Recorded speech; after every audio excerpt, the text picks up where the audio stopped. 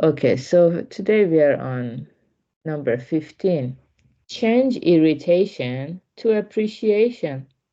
Born with a short temper, a man went to call on a priest for advice. I was born with a short temper, he confessed. They say getting angry only makes matters worse, and they're right. After I let off steam, I feel rotten, and I regret hurting other people's feelings. But by then it's too late. Is there anything I can do to rid myself of my short temper? The priest smiled genially. Well, you certainly were born with an interesting item, he said. If I am to fix it, though, I need to examine it. Do you have it with you now? Well, no, said the man. I have nothing to be upset about now, so I cannot show it to you. That's odd, said the priest. Since you told me just now that you were born with it, it must be somewhere on your person. Don't be shy, just go ahead and bring it out for me to see. No, repeated the man, it's not here. Then where is it? When you put it like that, I don't know what to say. Right now, it isn't anywhere. Of course it isn't. No one is born with a short temper.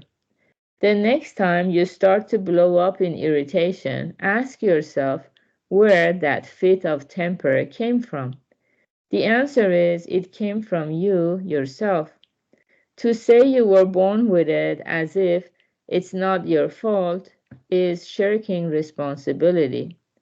Patience doesn't just happen, but must be cultivated. It is all a matter of attitude. Change irritation to appreciation.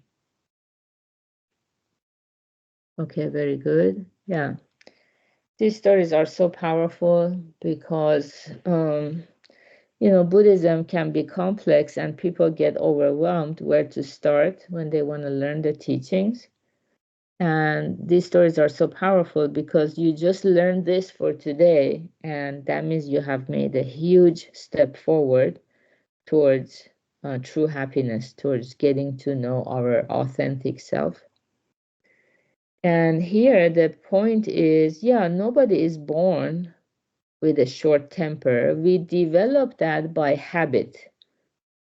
Yeah, we do get upset internally if we don't understand what it is that is upsetting us.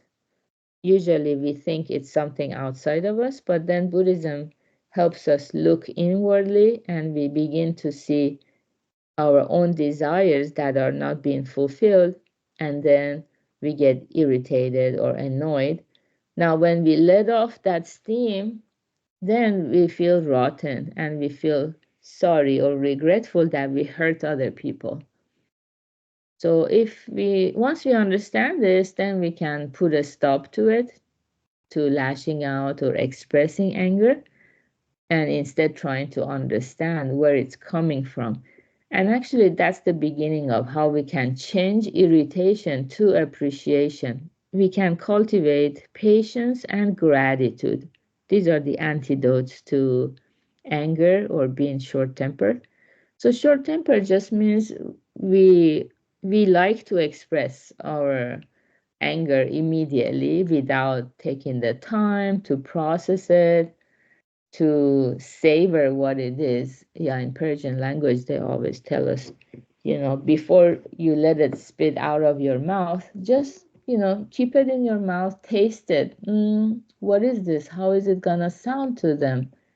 Just mull it over. Don't be so quick to fly off the handle. And if we do that, we are cultivating patience. Yeah.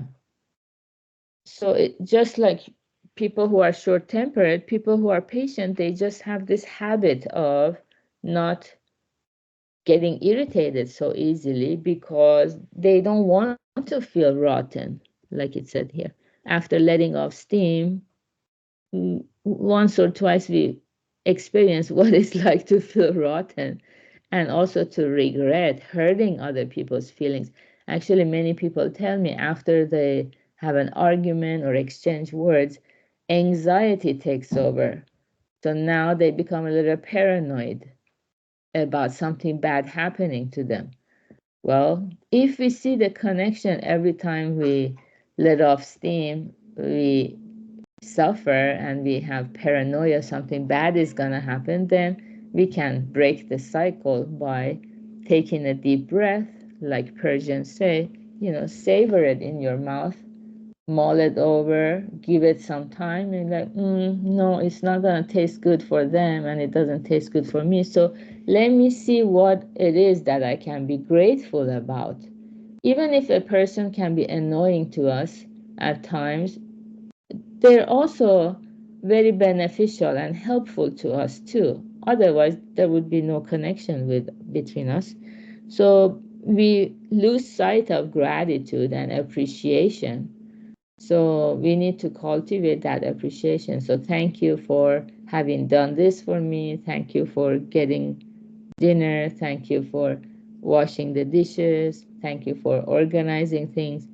And little by little, in this way, irritation changes to appreciation. And that's a life we can be truly grateful for and enjoy, having that joy that I'm so glad to be alive as a human. So good job, everyone, for being here, practicing together. We're going to have our summary webinar on Zoom at 5 p.m. Pacific and Morita Senses class 6 p.m. advanced group session. And have a wonderful Thursday. Bye. Thank you. Thank you, Gary. Bye, everyone.